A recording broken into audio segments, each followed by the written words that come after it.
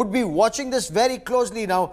Every word uttered here, Professor Brahmachalani, they may not have named Beijing, but especially what the Australian Prime Minister Scott Morrison said, liberal democracies, world order, believe in freedom of navigation, open Indo Pacific. Adil Brar, if I may, China's not named, but every word aimed at Chinese actions and countermeasures.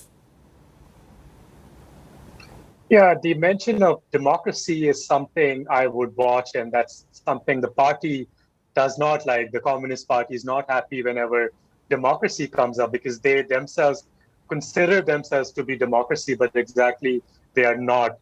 And that's the mention they are not going to be happy about. I was hoping they will mention the tracing of COVID-19 origins. So if that had come up during the summit, that would have been a big concern for China. Or we don't know, this might come up in the next hour or so. And Beijing is going to be not so happy if the COVID origins topic comes up. And yes, they are going to be very mad at the whole thing.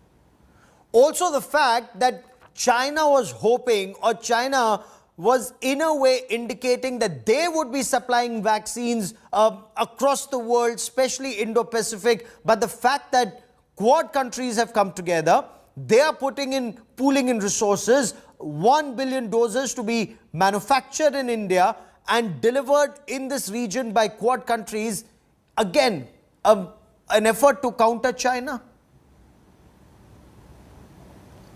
Yes, I agree. This is directly targeted at China. The whole Quad initiative really brings down the whole plan that China had to supply vaccines to ASEAN region and across the world. And now there is a robust alternative that the countries can go to instead of relying on China or one single country. They have a grouping which is available to supply vaccines. And there are other initiatives that have been supported by Quad, and that creates a whole concept of providing alternatives. And I think that's what Quad aims to be, to provide an alternative to what China stands for, whether it is democracy or COVID-19 vaccines or any other tech-related trends that China is trying to set now.